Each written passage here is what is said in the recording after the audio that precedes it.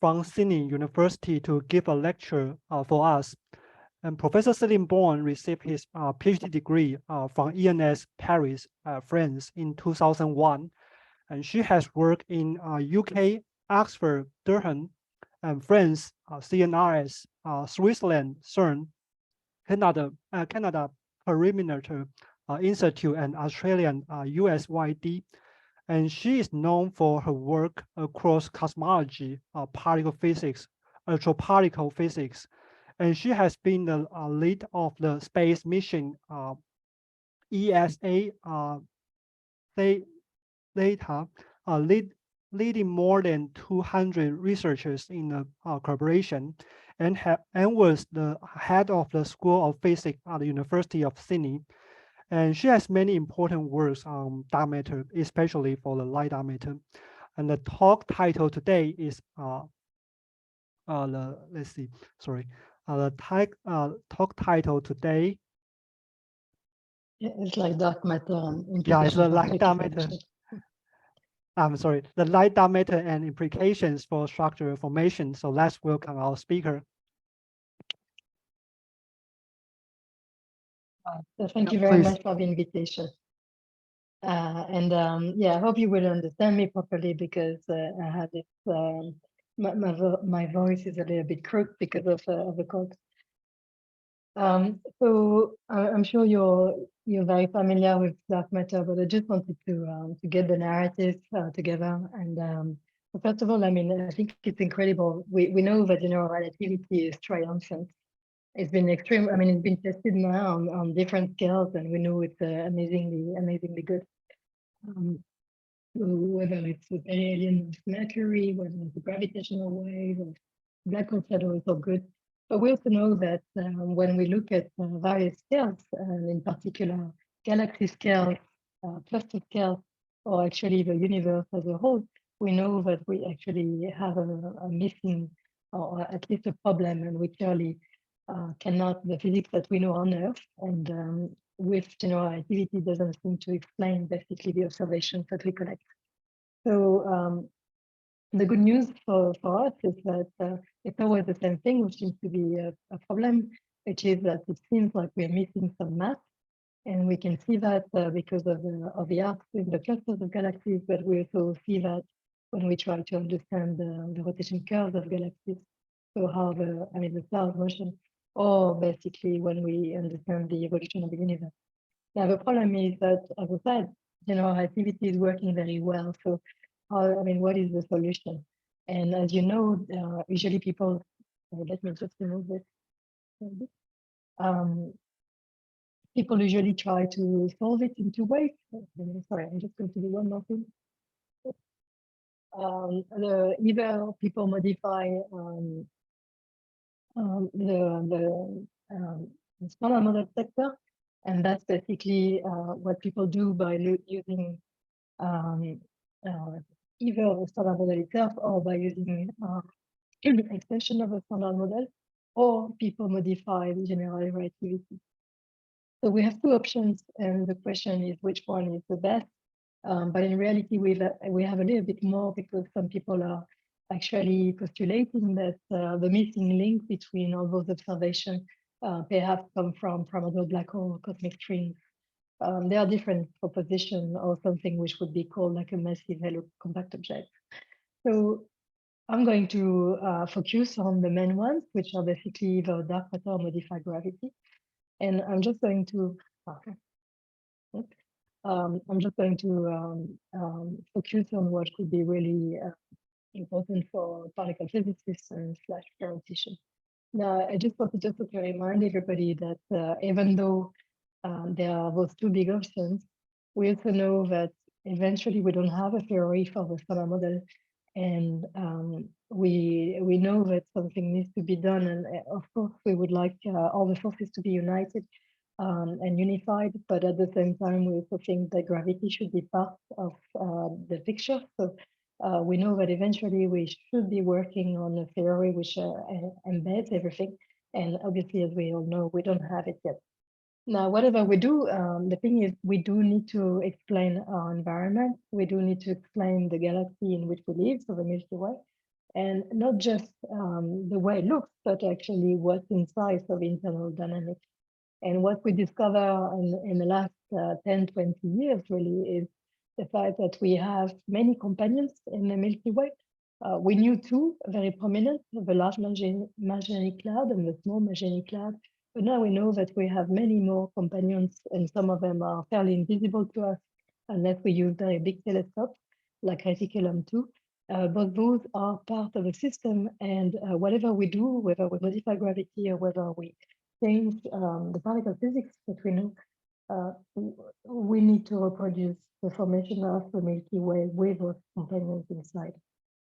So my talk is going to be mostly about dark matter, but I'm just going to speak for one slide about general relativity, and then I'll focus on dark matter, and in particular, I'll focus on sub-GeV dark matter. So just one thing I wanted to say about modified gravity, even though, I mean, it's not necessarily the easiest, and it's not necessarily the thing that people like to do. It's not completely, I mean, I would say this could be the big revolution that we're expecting. It's hard to predict at that stage. So modifying gravity means that we keep the SNR model as it is, and we only change gravity. But this means so far that we try, I mean, a lot of people who tried at least modify gravity for reproducing the rotation curves of galaxies. So they focused on one scale and try to explain also the clusters of galaxies, but it's harder. So what people have done is using a program which is called MOND, which is extremely empirical. MOND is only modifying the gravitational potential on some scale and basically modifying the acceleration. So for small acceleration, basically the gravity is modified, and otherwise it's Newtonian physics. Now, MOND, as I said, is empirical and it's not a theory. And this means basically we don't have any way to describe the universe with it, apart from the local universe and what we see today. But we don't have a way to go back in time. Now, to explain the universe, we need to go back in time. So we need a relativist theory. And MOND is not this one. So there are many attempts, and among the most promising one was TeVeS, which was proposed by Jacob Bekenstein in 2004. And I always show that plot on the left. Hopefully you can see this, because this was the first prediction of what the CMB would look like in TeVeS. And to me, this was a very important breakthrough in the understanding of what could modify gravity scenarios lead to. So this is the CMB curve. So this is the one that you probably know, which is basically the measurement size. Here, more better map that you can, in principle, you have all the hidden peaks behind. That's the prediction by lambda CDM. And the prediction by TeVeS with a cosmological constant and with neutrino masses is this one here. And what you can see is that it's really miles away from lambda CDM, but lambda CDM is actually consistent with the observation. So essentially, what it was telling us at the time is, well, it doesn't work to modify gravity as TeVeS does. Is not a successful theory. But you could see that the first peak could be fit, the second peak could be fit. So it was somehow a bit of a teaser for saying, maybe modifying gravity, if we work harder, maybe that would work. And maybe we could actually fit the CMB with this theory. Now, if you manage to do that, then you have a whole evolution of the universe. And then you may ask whether you do need to have dark matter or not. So the most recent attempt was actually successful, was by Constantinos Cordis, who was also an author of this paper. Now here is the prediction of this theory, and it's actually below lambda CDM. So it's actually successful. You see some little deviations here, but essentially the theory works. So and you can see some difference in the matter power spectrum at very large scale, but overall, basically, Constantinos Cordis and his students have found a relativistic theory for embedding the MOND program. Yeah, so in other words, it could be that the missing link I was mentioning before is due to modified gravity. Now, that doesn't explain everything, nevertheless, because we know, for example, that early in the universe, around 1 MeV, the quantity of matter was much smaller than the quantity of visible matter was much smaller than what is needed basically to explain everything.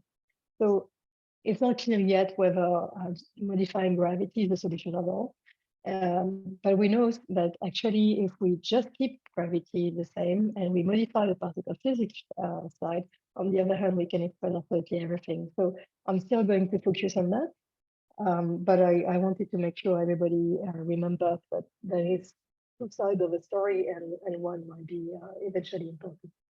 Now, for modifying the particle physics side, you could actually even say, well, why do we need to modify it? So if you just take the SNR model alone, you could say, well, maybe this gives you a dark matter candidate. A dark matter candidate is basically a particle which is invisible and which is lasting a very long time. So what you need basically is a long-lived particle with no charge. So the U1, we shouldn't have basically a charge under U1.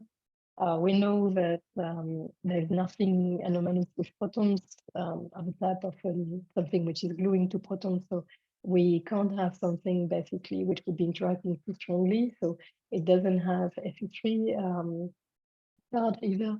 And so the only candidate which would be left is a candidate with Fe2 couplings. And in this case, that could be basically the only one which could be stable and with Fe2 interaction would be the neutrino. But unfortunately, the neutrino would have to be light if there was a dark matter. The AL paper already said it would have to be lighter than 8 eV, which is not a problem given what we measure now. But people have realized that if a dark matter was that light, on the other hand, you would not produce galaxies or the same number of galaxies as we see nowadays. And this was included right in the 80s. The first people were basically White, Frank, and Davis, and a lot of people have considered basically this framework, and it's clear that very light particles cannot be the dark matter. Sorry, so this is the same basically. So going back now to the particle physics side, so we would have to modify we would have to extend the SNR model. Now, if we do this, then there are two questions. As a particle physicist, you want to know the interaction and the mass of a particle. So you want to know more in general, you want to know what is, the spin, quantum numbers, etc. But essentially, for what I'm going to describe later on, all I need to care is the interaction and the mass. And that's true for the dark matter, but also for the mediator. So it's not just one particle, but it's also the way it's going to interact with the SNR model. Now, the indication we had straight away in 1997 by Lee and Weinberg, but also Hütt, was that if dark matter explains the quantity that we see, and at the time they were thinking dark matter cannot be more than 100% of the contents of the universe. So if you want to explain why at least it's 100%, then you found the limit, which is basically 2 GeV, so it's 2 times the mass of a proton. And so that leads to what we know, to 50 years basically, or 40 years of work after that, which was looking for heavy neutral particles with weak interactions. Now, the thing is, obviously nowadays, we know that dark matter doesn't constitute 100%, it constitutes much less, so 25% of the contents of the universe, if we don't modify gravity. And therefore, the calculation change a bit. But in order to do that, so as I said, it's in between, it has to be heavier than 2 GeV or lighter. But in order to do that, the thing is, you need to understand what is why dark matter would be that, amount, that precise amount, 25%, whatever it is. How do you do that? So if I focus in this plane of interaction versus mass, I know that dark matter could be very light, so less than 2 eV, but then it doesn't reproduce the formation of galaxies. Or it could be in between a few GeV and a few TeV, and then there is a specific interaction rate, which would explain why there is only 25% in the universe. So that explanation, if we assume that dark matter is thermal, is what Hütt and Lee and Weinberg were doing, which is basically the explanation is that the universe was basically in thermal equilibrium, and all the particles were in thermal and chemical equilibrium. So we can actually use Boltzmann equation and solve this equation. And for solving it, what is really interesting is that you don't need to specify anything about the dark matter characteristics. So I draw this plane with interaction and mass, but in reality, in order to understand its property, I don't need to say anything at all about that. I just need to solve the Boltzmann equation in an extended universe. And as many people know, the result which come out is a relation, a simple relation between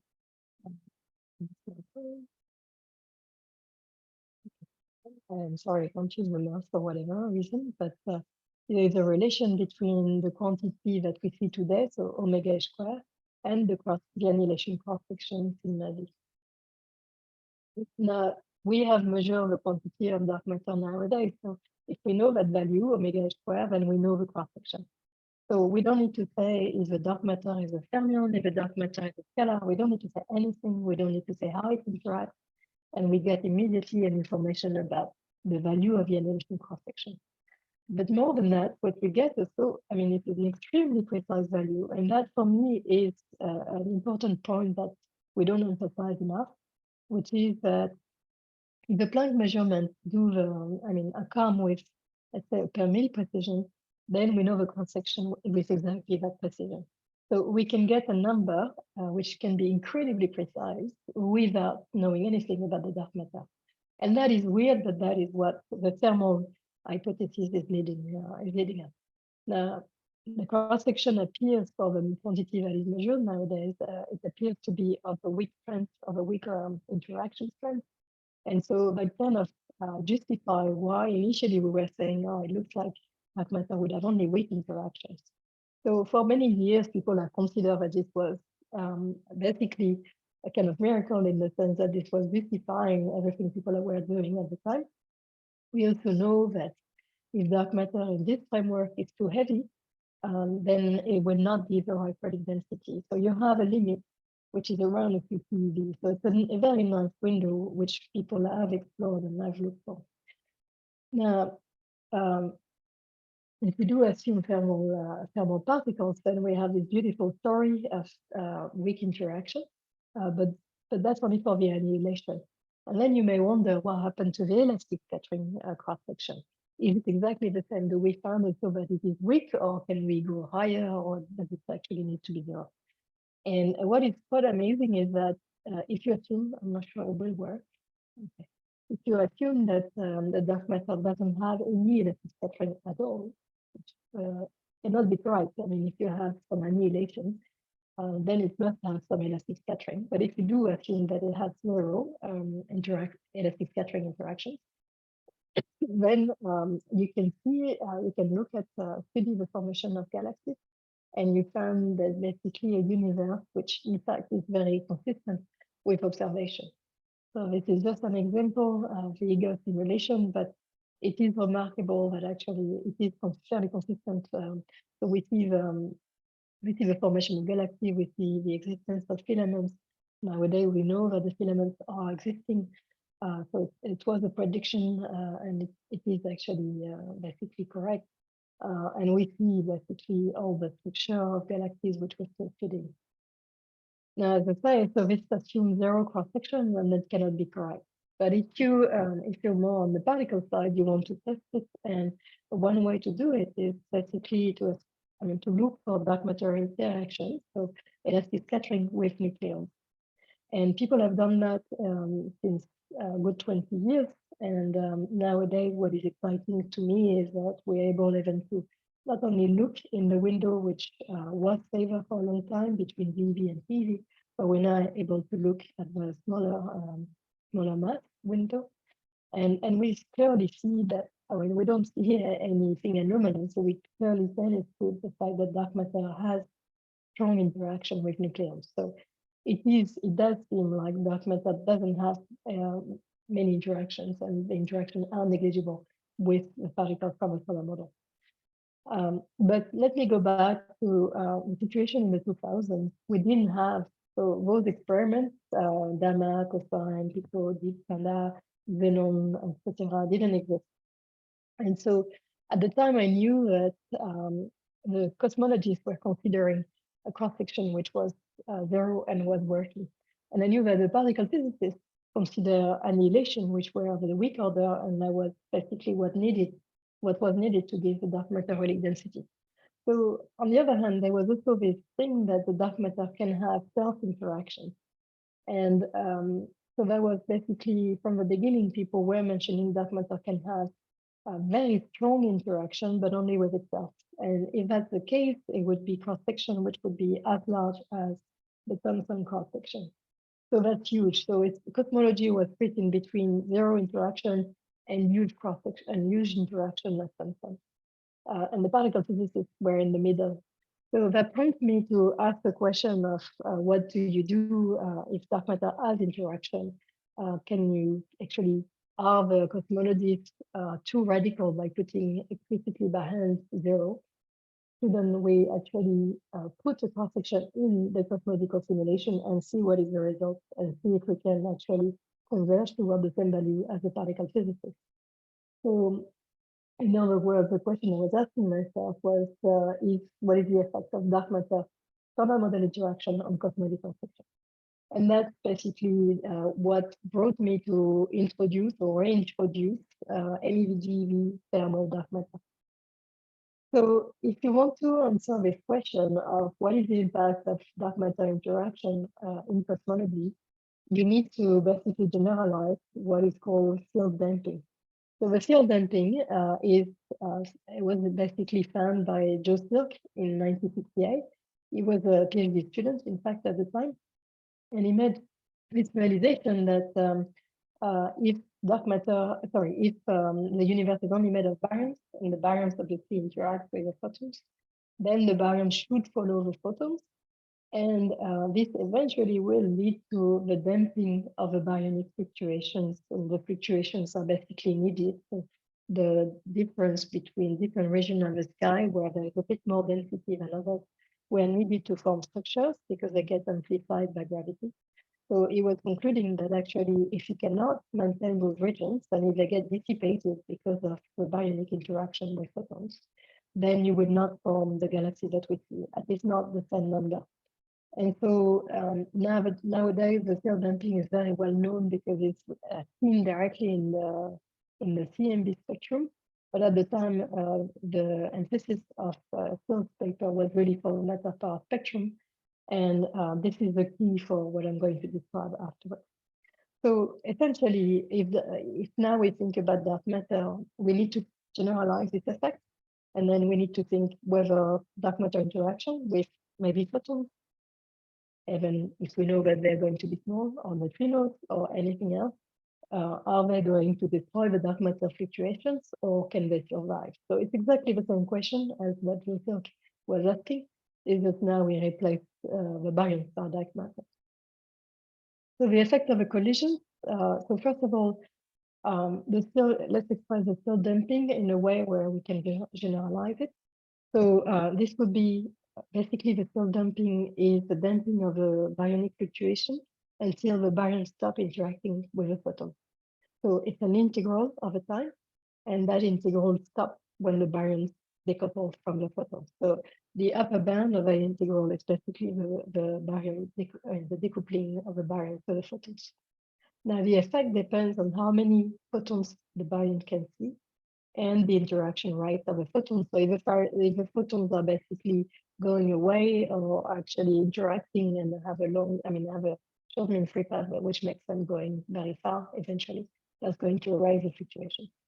So the damping effect is basically the integral over the viscosity effect, which depends on the velocity of a particle. So in the case of photon, it's c, so c squared. The density of the photons and their interaction rate, gamma, little gamma. So if you want to generalize this effect, then it's very easy. You replace the baryons by dark matter, and then you can basically apply to any kind of particle. So the dark matter can interact with photons, neutrinos, baryons, and the dark matter itself. Then the velocity, instead of putting c in the formula, it becomes v squared. It's annoying, I can't choose my mouse. sure why it's fading now. So it's becoming VI square, and then you have rho I, and then the interaction right of that species. And then once you have those interactions, when they stop interacting, then eventually you have a free streaming. So when the dark matter is free, completely decoupled from anything, then it's just its velocity, and that can erase fluctuations too, because the dark matter will get out of the very small structure that it will try to form. So you have basically the equivalent of the cloud damping, which is dark matter photon interaction. Then you have dark matter neutrino interaction. Then you have dark matter baryon and dark matter. Dark matter is self interaction. So this was studied basically in the end of the 90s. And I started to look at this and then generalize it. So basically, my contribution was to add the dark matter photon, dark matter neutrino, dark matter baryon in a framework which was really the generalized field damping and not just very small length of a problem. Now, what is very interesting in that is we're going to find constraints, but the biggest constraints come from dark matter neutrino interaction. That is basically a new regime, and there's a lot of new physics there. So let me just introduce it very briefly, and then I'll move to the rest. But first of all, in that formula now, you have a density of the neutrinos. The neutrinos never disappear. I mean, we know there are almost as many as photons in the universe. But the difference with photons is that they don't interact that much. And we know they're free stream. So that is in the case of a standard model. If the dark matter interacts with the neutrinos, then you have to ask yourself whether the physics of the neutrino is modified. And if it's modified, then maybe the neutrinos decouple later than we thought. So it could be that they decouple from the electron first and then from the dark matter. So there's two scenarios. Either the neutrino physics is not changed, so the dark matter interaction are such that the neutrino electron is the latest interaction, or the neutrino dark matter interaction are large, so that actually it becomes the last interaction. So in this case, it's the Young standard model physics. So that's essentially the right column in the little diagram on the slide. And then you have, and on the left is the standard model physics. So you know that the latest interaction of a neutrino is always neutrino electron. But then you have also two other possibilities, which is, well, maybe the neutrino interaction are much larger in general than the dark matter neutrino interaction. Or it could be that dark matter stay coupled to neutrinos for longer after the neutrinos are free stream. So if that is the case, then you have a very interesting effect, which had never been considered before in that regime. I mean, for dark matter or for neutrinos, which is that dark matter can stay coupled to neutrinos because there are plenty of neutrinos around and they go fast, but the neutrinos have decoupled, so they free stream. So what happened in this case is that the neutrino free streaming is transferred to the dark matter, to the collisional dark matter. And that is super efficient, and it is particularly efficient if dark matter is a few MeV. And that is when I realized, it was a new effect I found. I was also during my PhD, and because it was new, I wanted to illustrate it. But then I knew from Lee and Weinberg and Hutt that you cannot have light dark matter. Dark matter had to be, if it's thermal, it had to be between MeV and GeV and EeV. So even though I was claiming there is a new effect, I had to find a way to make it happen. And there were two ways. Either you can relax the thermal hypothesis, or you can actually you can go back to what Hutt, Lee, and Weinberg were doing and see if you can actually find a way to escape their limit. Now, there is a way to evade their limits, and I realized that because I was also at the time doing supersymmetry. And in supersymmetry, you have a configuration where you have the neutrino, so the supersymmetric partner of the neutrino can be the dark matter, and then can annihilate into neutrinos. So the cross-section is basically given on this slide, and that's a generic cross-section because I was basically at the time introducing simplified models to do those calculations. So I was trying to not do supersymmetry, so I didn't want the whole supersymmetry top-down analysis, so I didn't want to have anything about the theory. I just wanted to have the expression for the cross-section.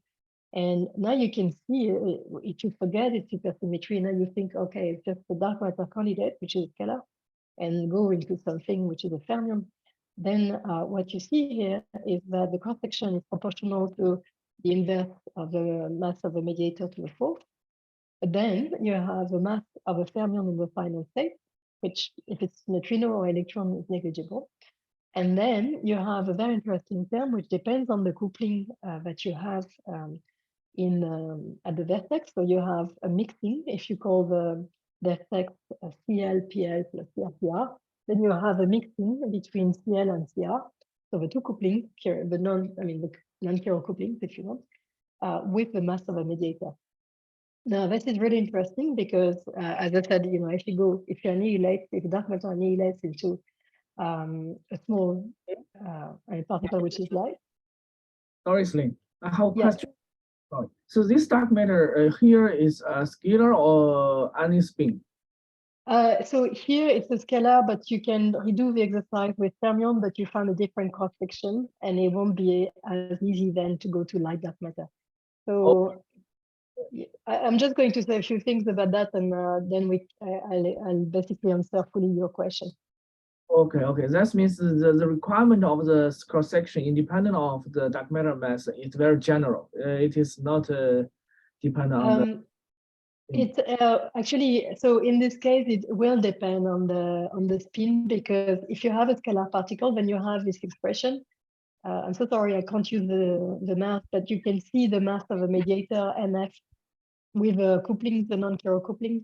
If you have a fermionic dark matter, actually you will have a mass of a dark matter instead of a mass of F. So instead of MF, you would have M dark matter. So then you cannot, with this kind of mediator, you cannot go to very light or small masses. I see. Okay, thank you. So, yeah, so ask a question. Sure. Yes, here actually I don't quite understand. Dark matter mass, if I think it would affect the phase space. For example, if the dark matter mass is lighter than the final state F, then the phase space wouldn't even open. So the dark matter So has to enter. Correct. So I'm assuming when I compute this, I'm assuming that the final state is lighter than the dark matter particle. So if I take MEV dark matter, it can go into electron and neutrino, but it cannot go into a top. So it will always go into the lightest state. But then that one should be much heavier than MF, the final state mass. No, because F is the mass. You see M capital F. Let me try to get my mouth back. Now you should see it. This term here is the mediator. The mediator is not the same as the final state. So the mediator here can be, so if you're in supersymmetry, you'd have a neutrino, and a neutralino in the middle. So those two particles can be heavy, and this one can be light, and that'll be okay. The mediator can be heavier than the dark matter. It should be heavier. Should be heavier to avoid the decay of the dark matter. I see.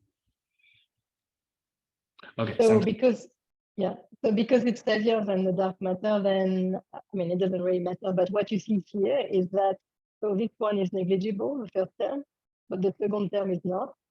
And then so if you have non-chiral coupling, so if you have CL and CR is the non-zero, then the cross section essentially resumes to be M1 over MF squared.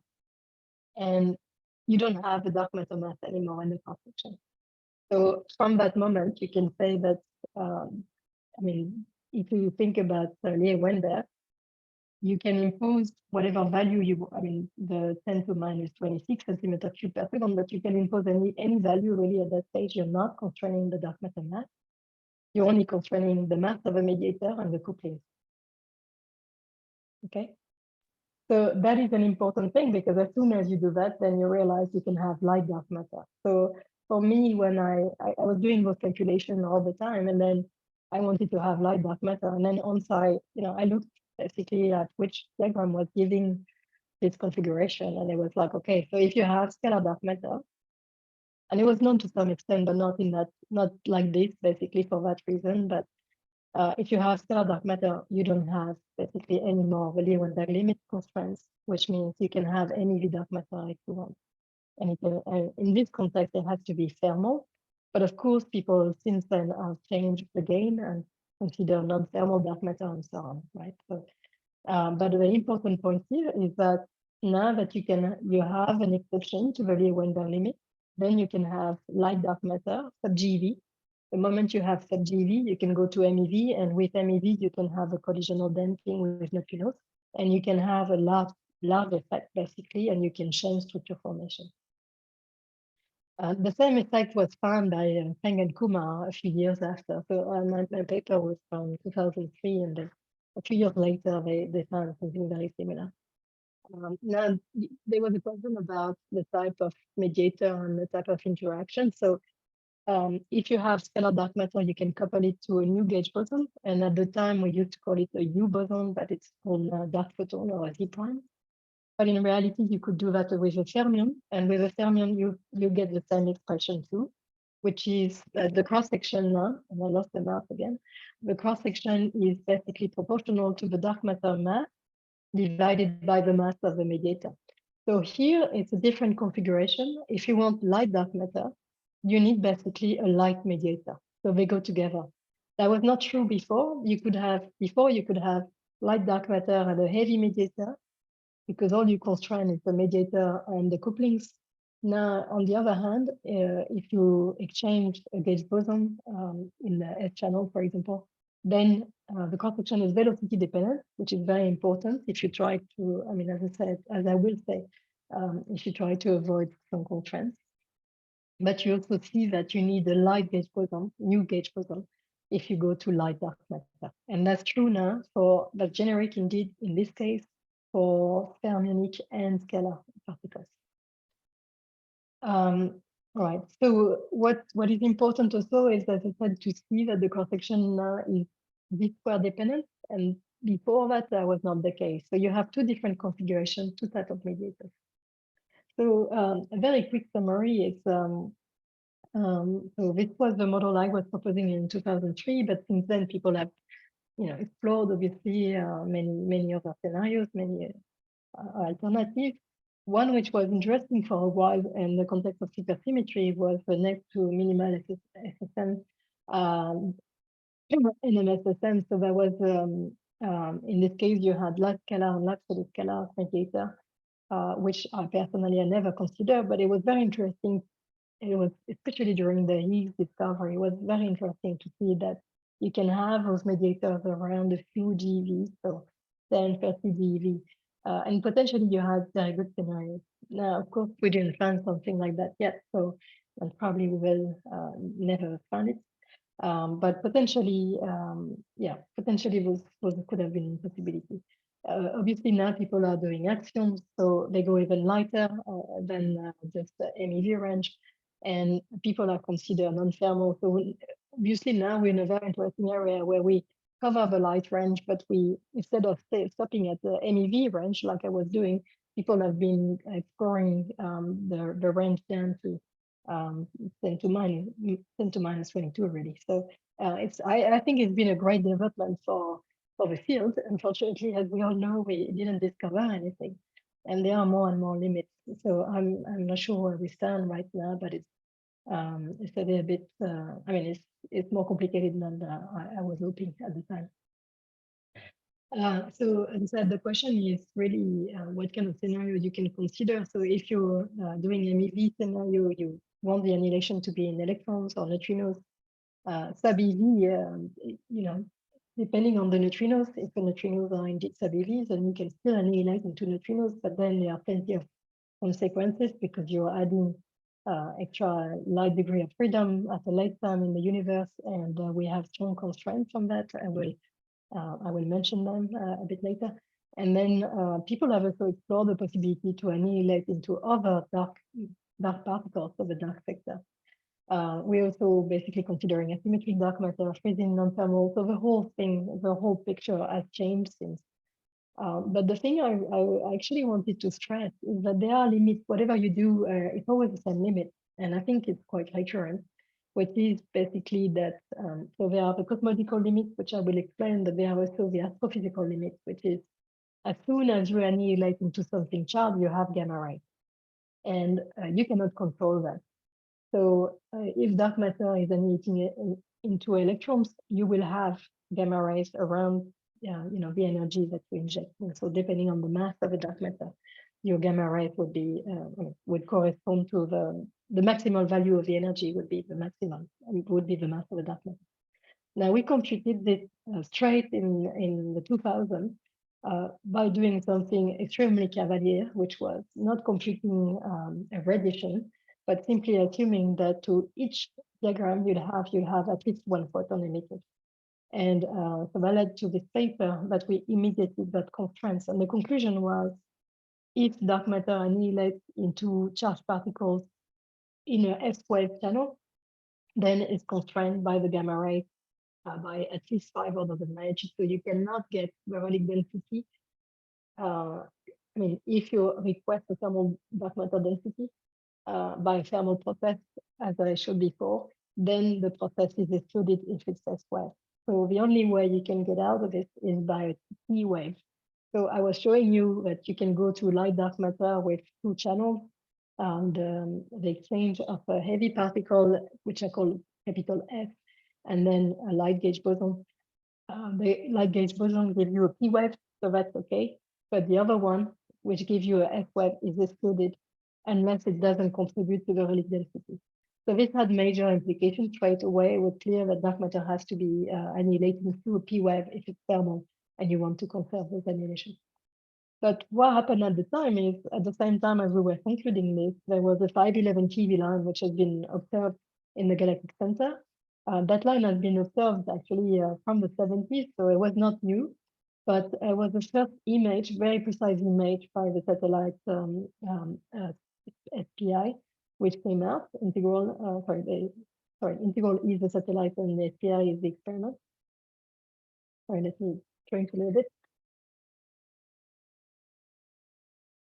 And so that was the first image, first very precise image that came out. And it was very striking because it was showing a very spherical morphology, basically, centered on the galactic center. And it was clear at the time they could really demonstrate that it was coming from the formation of positronium. And more or less, they saw a line, which was a 511 keV line, but they also saw the continuum. So it was very clear it was positronium formation from their measurement. So in itself, that may not be surprising. You may think, okay, it just means that there are positrons in the galactic center. There are ways to produce positrons. You have quasars, you have all sorts of things. So it's not that surprising. You have nuclear activity. But then the problem is that to form positronium, you need to be very close to the mass of the electron. Otherwise, you don't manage to form the positronium per se. And so it means you need to have an injection of positrons at MEV. And the question is, what does that, apart from maybe nuclear reaction, but what can produce MEV electron and positrons in the galactic center with a morphology that is basically compatible with the dark matter? And since we were doing MEV dark matter at the time, it was like, oh, well, that could be dark matter. Again, those concepts have been thought before, so it was not completely new, but what was very surprising is that putting all the things we had done before that together just actually explained the morphology and the signal, and it worked immediately. So that was very surprising and kind of gave us hope that it could be that dark matter is a true MEV. So again, in this case, you have two, with the two models I presented, you have one which is S-wave, the other one which is P-wave. The P-wave will not explain the 511 keV line, but the suppressed S-wave, the one on the left, would actually explain it. So the whole picture was interesting because the diagram on the right was giving you the right Rayleigh density, the correct Rayleigh density, and the one on the left was giving you the right 511 keV flux and morphology. So at the time, we thought maybe this is just correct. Now there's a lot more work and I will pass, but fast forward, it's not it's very likely it's not that. There are plenty of constraints, and I very much doubt that dark matter explain the 511 keV line. But through this exercise, we also investigated the D-2 constraints coming from the scenario. And that is interesting. Obviously, recently we've seen the question of universality and the issue about the measurement of D-2. But at the time, what was interesting is that with my model, where we have a dark matter candidate, so here it's called phi on this slide, and then the mediator, capital F, or with a Z prime, then you basically those interactions give you some value for the G-2. They give you some contribution, and they're not very hard to compute. But if you assume that they actually contribute to the physics of dark matter, then you have additional constraints. So when you put everything together, you find that, for example, if the dark matter was to explain the 511 keV line, then the value of the D-2 would be in the table, which is represented here. So it was basically around, if dark matter is a few MeV, it would be around 10 to minus 12 for the heavy mediator, and for the Z prime, it would be.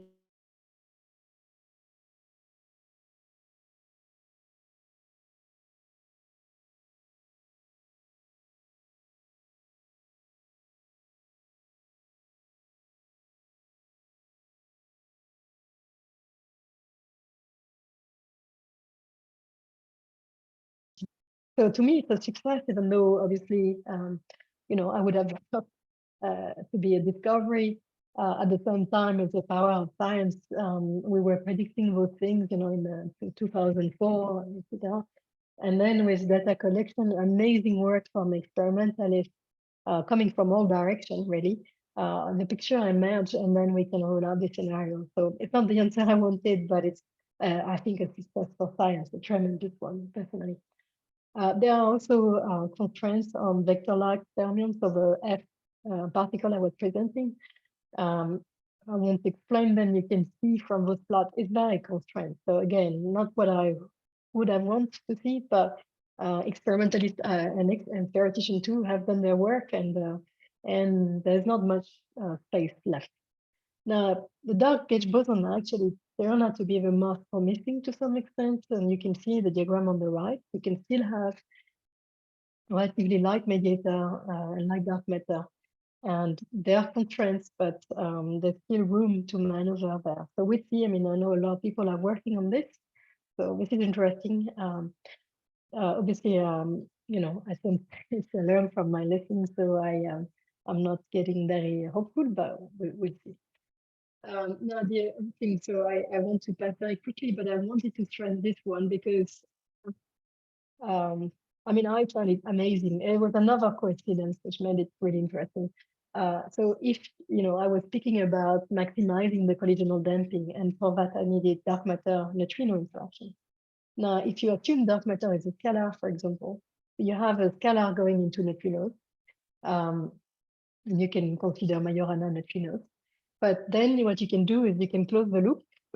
So you stretch the neutrino legs and you can close the dark matter legs, and that gives you a self-mass term for the neutrino. Now you compute this and you can express it because there's no parameter apart from the same as in the annihilation cross-section or the elastic scattering cross-section. So you can basically compute the mass, the neutrino mass term, and express it as in terms, let's say, of the dark matter annihilation cross-section into neutrinos. And there is no parameter left apart from the mass of the mediator and a cutoff, because it's an effective theory in this case. And what is really bizarre is that for MEV mediator of that range, you found the neutrino mass, which is basically in the observed range. So for me, this was really amazing. To some extent, it doesn't mean anything because it's an effective theory, but at the same time, it was like, this is a strange coincidence. Now, the reason why I'm not so excited about it so much is that in reality, because it's an effective theory, it's very hard to build the UV completion. I'm not really the kind of theoretician who can do that. I worked with Anasma and a few others, and we found that it's extremely hard to make such a compelling model. if you have any idea, that'd be fantastic. As far as I'm concerned, I think this is really exciting and we need to push this further. But again, we don't know if dark matter is light or not. And the only indication with the 511 keV line is probably not correct. So I don't know if it's really worth spending so much time on it. But at the same time, I find it fascinating. I think there is something interesting in that. And I hope something will come up from this work. Now, the thing again on MEV dark matter, this is really highly constrained, but one was basically from BBM and we're pushing up towards the light MEV range. So you can do sub-GeV dark matter, but you have to be careful about the constraints. And one of the constraints, sorry, I should have done the opposite. If dark matter annihilates, I said the opposite, sorry. If dark matter is very light, it's better if it's actually closer to GeV than MEV, because otherwise you actually change BBM, but you actually change the CMB as well. All right, so what I wanted to conclude, and I will switch to cosmology. I just wanted to say, so you have constraints. And so if you want to be on the safe side, you need to be closer to GeV. But if you want to go to very, very light dark matter, you have to be less than 1020 MeV.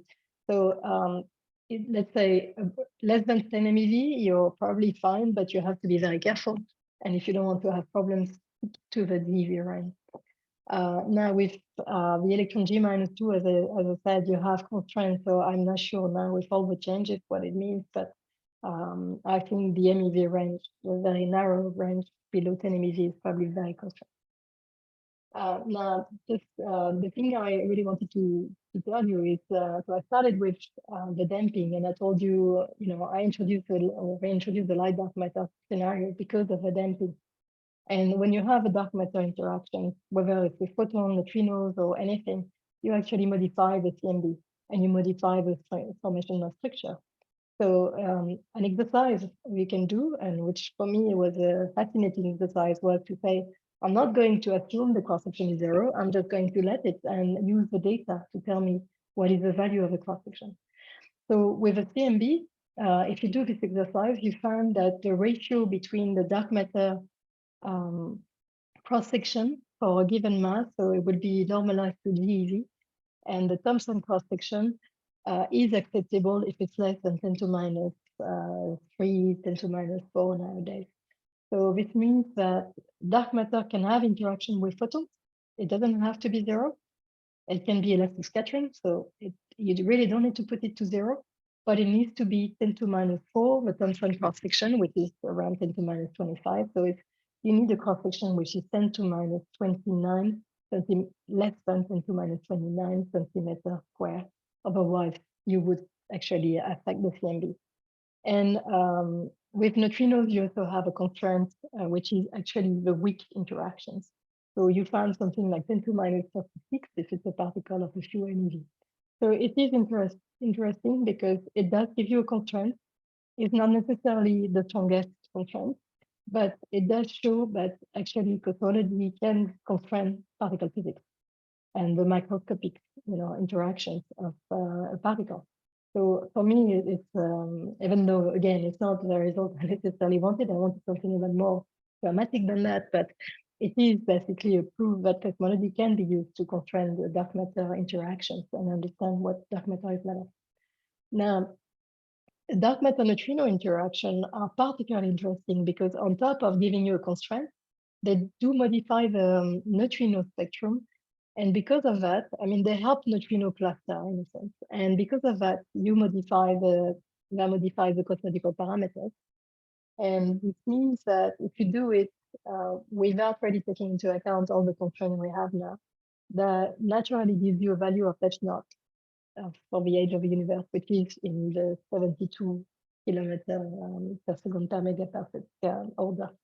And that is basically compatible with measurements. So I was very exciting too, because I thought maybe then MEV dark matter, interacting with neutrinos actually is the same, because I also give you the value that is measured for H0 today. However, when you actually put the constraints, including from Planck, then you found something different. So this is not necessarily a nice nice slide, but if you manage to read, there is H0 around 67.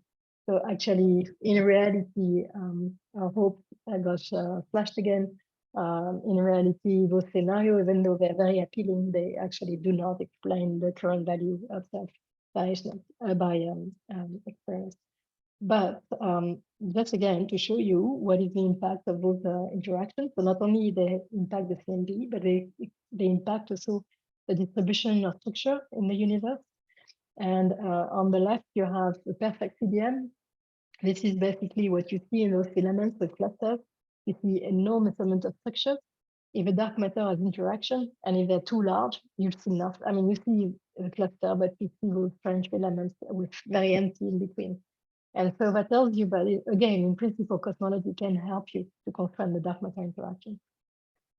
So we've done that, and we've zoomed in a galaxy, and can show you this this simulation.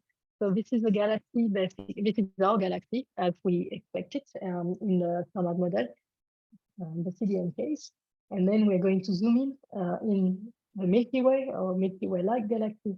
You see that in CDM, the Milky Way has plenty of objects inside. So it's all the companion satellites I was mentioning at the beginning. But then if you were doing the same simulation with a dark matter interaction, so with photons, for example, but it works with neutrinos, then you see that there are many less objects. So if you were able to count all the companion galaxies in the Milky Way, you'll be able to constrain the dark matter interactions. And if the interactions are too large, you sterilize the Milky Way, there's nothing in it. And so basically you can also constrain the dark matter interaction. So again, for me, I mean, MEV dark matter or the sub-GeV range has been really fun to illustrate all those physical effects. Very constrained nowadays, but as you can see, it's a very rich phenomenology. Now, it remains for the whole thing that there are, I mean, like cosmology can constrain the dark matter interaction, and so we should use it. Whether dark matter turns out to be heavy or very light or whatever, we do need to, I think we need to use all the elements and data that we have, and we have them for other reasons. So they come to some extent for the dark matter community for free. So what is interesting now is that if we want to use it, I think the future lies in the high redshift. So I will finish with a few slides on that. For me, the future is to go and probe interaction with high redshift, because as we go back in redshift, we can see the effect of the dark matter interactions better. So on the left is the prediction of the matter power spectrum with dark matter interaction. So the dotted line is CDM, and then all the others, the straight line are warm dark matter, and then the kind of dashed lines, which are oscillating, are the dark matter interactions. That is because you have a competition between the pressure and the gravity when the dark matter has interaction. So it's the equivalent of a baryonic interaction. Now, when you run the simulation with the initial conditions, what you've done, so let's go from the left to the right. So redshift 5, you see that you have some effects. So I'm looking at the first line. You see that you have basically a difference with respect to the black curve, which is CDM. But as you go back in redshift, the dark matter scenarios, so the orange and red, they start to become very close to CDM. So in reality, to distinguish between cold dark matter and interacting dark matter, and again, we do expect dark matter to interact, so even if it has small interaction, so the way to differentiate is to go to high redshift. The higher, the better. And so this is the same basically, but just quantifying the difference between cold dark matter. And the thing which I'm very excited is because you have a different formation of structure in the early universe, because you basically have collisional damping, then you expect the number of structures to change and the way they form to change, but you do expect also the number of gravitational waves to change because you don't form mergers in the same way. So we have this paper which is indicated here. For me, it's extremely exciting because we basically can say, and it's not about invoking new physics per se, it's just saying we know we detect gravitational waves. So if dark matter had interaction, so if it was light or I mean whatever, as long as you change the formation of structure, the historical side with redshift, then you would change the number of mergers, and therefore you would change the number of gravitational wave events that you see. And that for me is super important because I think we can apply it not just to dark matter, but to anything really. So here is the way we've done it. So with power spectrum like that, but again, we can generalize to other things. So we use basically the simulation, so gadgets and Galform to see the universe, and then we use COMPAS to predict the number of merger, black hole merger, binary black hole mergers we would expect, and that gives us an information about the number of gravitational wave events that we see. And with this, what we obtain the following. So this is our prediction of a gravitational wave event depending on the model. So cold dark matter is the upper curve once again, and then the different type of dark matter models are the other curves, the color curves, which are a bit below. And what you can see here is that the only measurement we have at the moment is at redshift 0, and we will have redshift at various redshift in the future. But you can see that the somehow cold dark matter is actually at the top of this prediction. So it's almost barely excluded, while the other dark matter scenarios are actually more compatible with the current data. But of course, we'll see with, it's complicated calculation to do, there's plenty of parameters. So we'll see what happens, but I found that the most promising actually so far, and personally I'm very excited because you can see with redshift that the measurement of a gravitational wave event with redshift will actually tell us if dark matter is far more complex than cold dark matter or not. And I wanted to finish on that. So thank you very much for your patience. I've been over time a little bit, but I just wanted to say, so yeah, so MEV-GeV range, for me, it's not clear whether it's alive. I mean, there are lots of constraints, but at the same time, they're not completely ruling it out. And of course, there is the whole range below and so on. So yeah, it's a very, very interesting moment, I think, in the field where we have the experiments, we're very fully equipped, and now it's just about making either discovery or taking conclusions.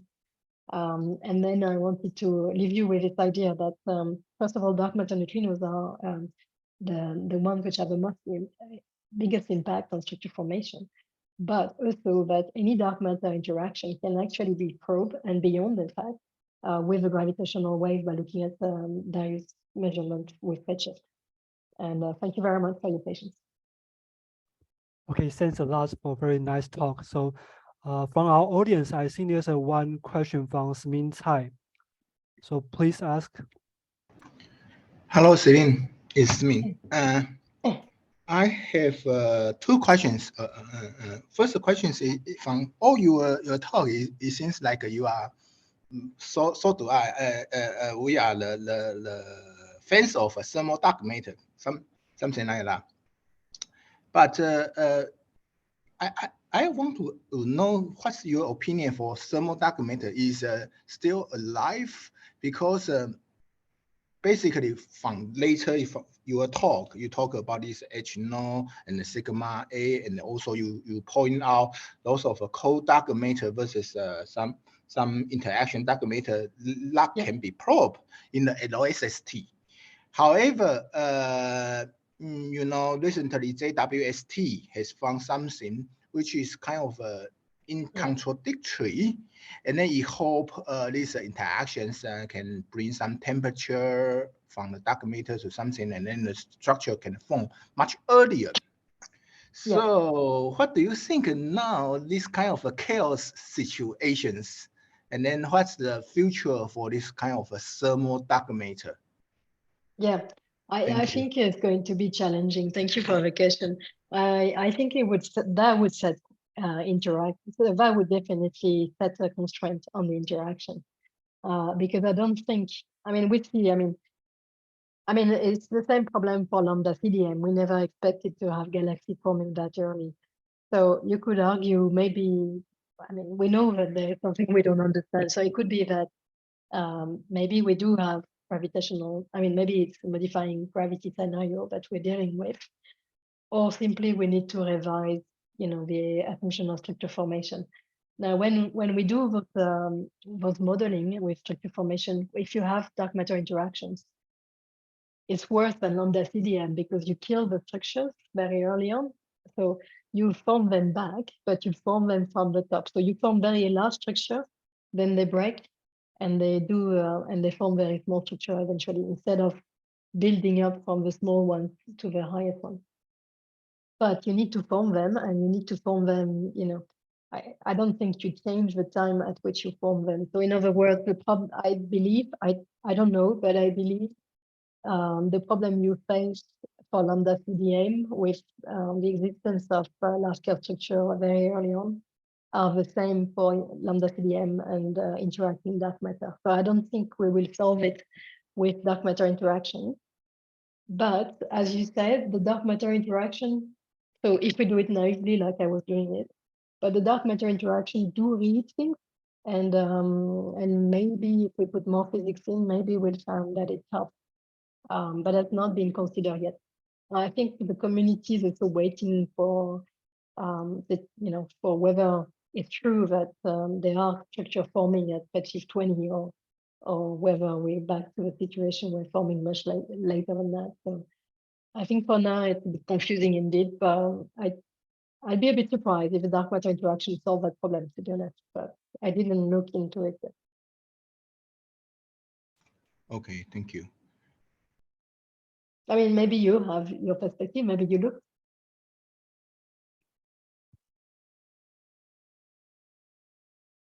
Asking, I don't know if you, I was wondering if you have looked yourself. So You ask, did I look at some solutions for that? yeah, I was wondering, yeah. That's difficult. I try quite hard, but still come out without any clue. It looks like just like what you say is basically is some lambda CDM problems with some data issues. It looks like modified gravity is better idea, but yeah, it's well, not documented. Let me show you one thing which puzzled me. I have to say, I have to go back to the whole beginning.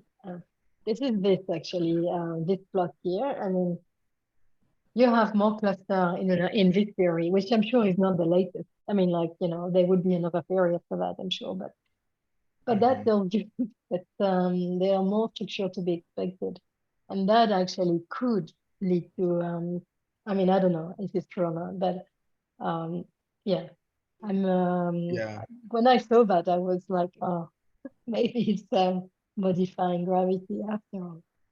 But actually, one can modify the gravity by using this fifth force, right? So yeah, correct. Yeah, maybe that's still something related to particle interactions, but I'm not so sure. yes.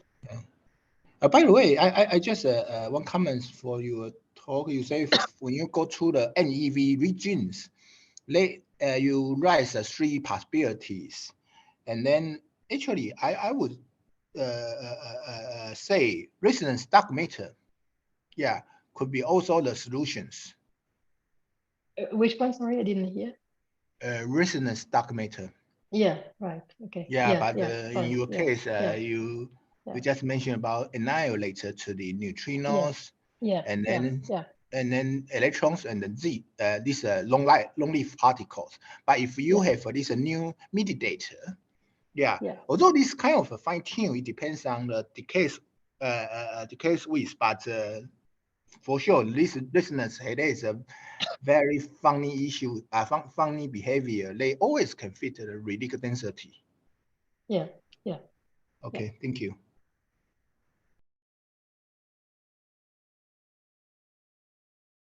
So are there any further question or comment? Hello, Professor. Can you hear me? Yeah, please go ahead. I have a question about the next structure formation. As we know, there is a free streaminess constant on warm dark matter, and I am curious about that. Is there the same constant on dark radiation? If this if exists, this constant can be converted to the extra effective neutrino constant. So I couldn't hear you very well. I don't know if something did you hear that already? So definitely, I think you were asking if there are constraints on the free streaming and the same for the sorry, I went too far. You were asking if there are constraints on free streaming and also if it's with the dark sector or Um, uh, uh, because I read some paper when we talk warm dark matter, we also considering the free streaminess constraint. However, when we consider the dark radiation, there is no constraint on dark radiation. So I want to know is there the free streaminess on the dark radiation? yeah, no, absolutely. So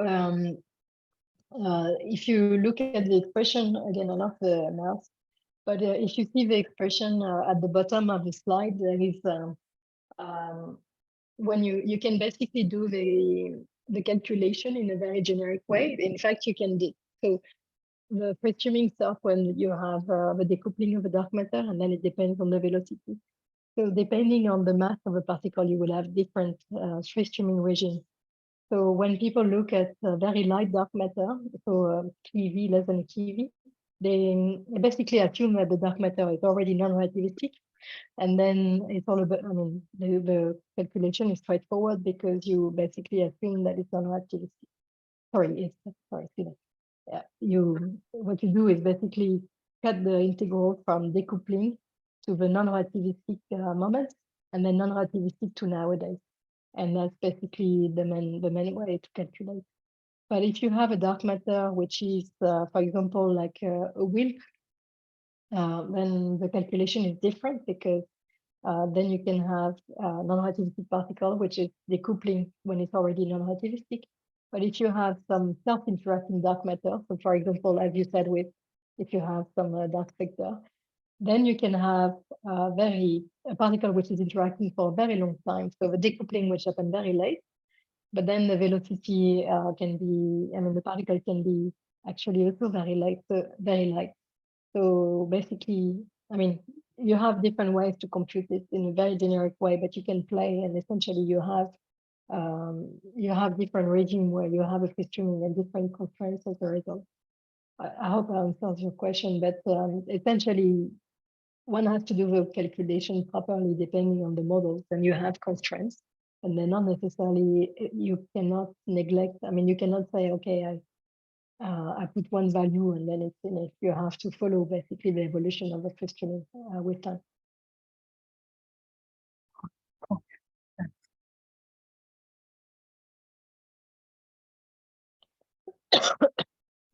Any further questions? Hi, Celine. I have a simple question about your simulation parts. So in your, I think the last slide. So during the simulation, in your simulation, how do you treat the bionic effects? I mean, the feedback effects and something. I think it is very complicated. Yeah. So here we didn't put the bionic effect. If you put the bionic effect, that would be even worse because then you can destroy the structure because of the bionic effect themselves. So because you will have a supernova explosion and so on. So this is dark matter only. Oh, this is just the dark matter only. Yeah, because otherwise the constraints are harder to get because then you don't know if I mean, like the baryons will destroy the structure, so you can't really put the constraints by itself.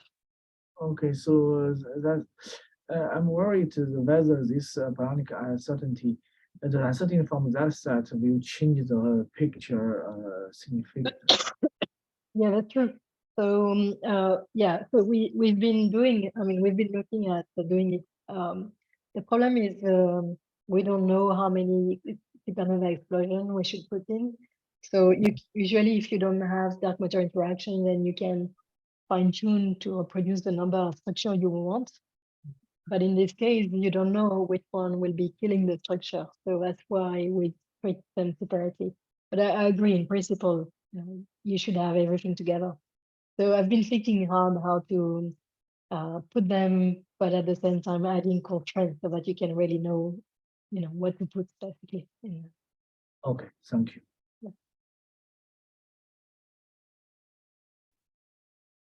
So any other questions?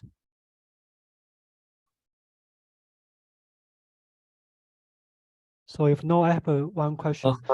Hello. Sorry, yeah, please.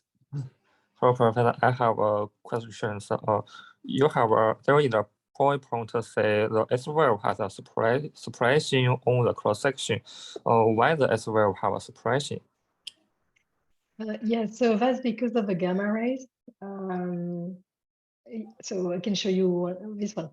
So if it's S wave and you request that the S wave is explaining the ionic density, then in this case you have only one value possible if it's a thermal scenario, which is the thermal value, so 3×10⁻26 centimeter cube per second.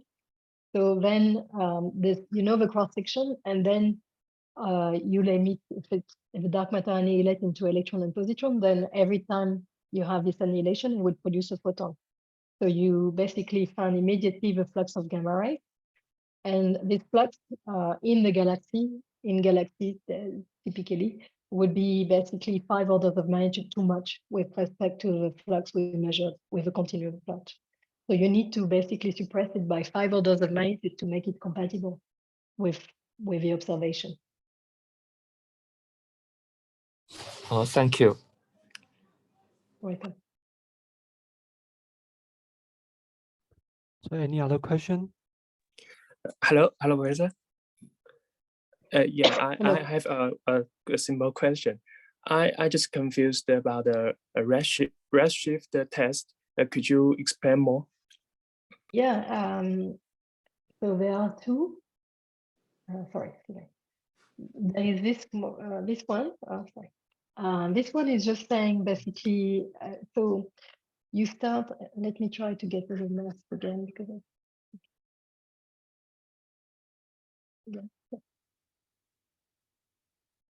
I have no clue why the math is appearing with that.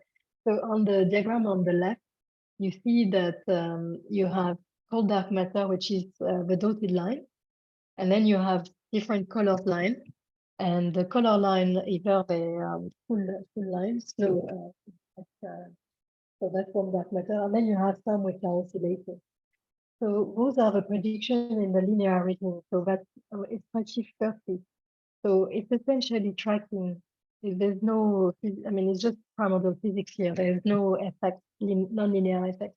So it's basically telling you that's really the damping that you see. And so this diagram, if you want, is the number of structure you expect versus the size of the structure. And if you go on the right, that's a very small structure, and on the left is a very big structure. So it's telling you that if you have dark matter interaction, you cut all the very small structures. And if you cut all them, it is at redshift 30. If you were able to go at redshift 30, you should see that. I mean, you should be able to measure the number of structures, and then you see where you are, and you would see if the dark matter has interaction, you would see less structure than in lambda CDM. Excuse me. Okay, thank you. So sorry, I was just going to say something else, but my voice is going to. But what is interesting is that so it's redshift 30. As you go with redshift and you increase the redshift, you start to recreate the structure. And so at redshift 0, you actually don't see the difference between lambda CDM and interacting dark matter. It's almost the same. And unless you go in objects like the Milky Way. So that's really interesting because you need to go to high redshift in order to tell the difference.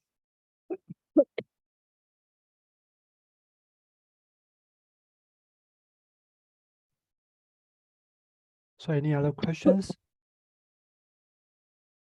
Hello, Professor. Can you hear me? Yeah.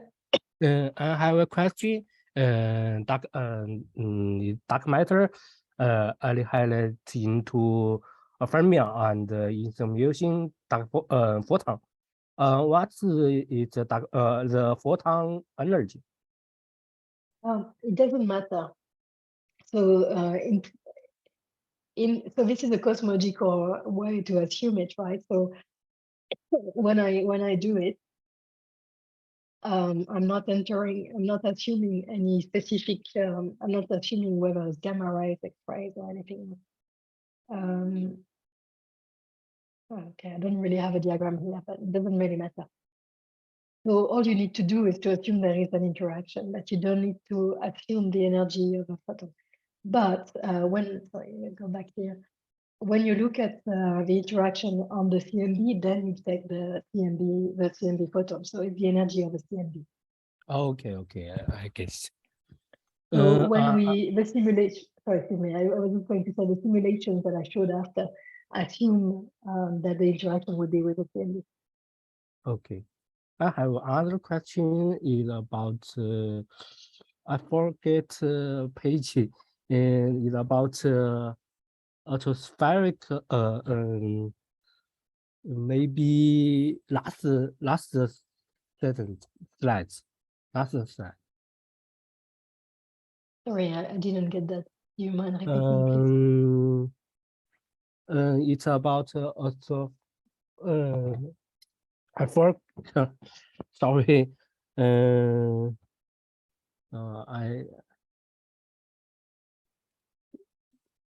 It's okay. Dark matter. The dark matter only into the neutrino. The mediator is N. What is the N? Yeah. So that would be like a sterile neutrino. Yeah. So for this one, that would be a sterile neutrino. And I know there are so already at the time there were anomalies in the neutrino sector, and so people were considering sterile neutrinos in the MEV range. So that would be the typical mediator in this case. Okay.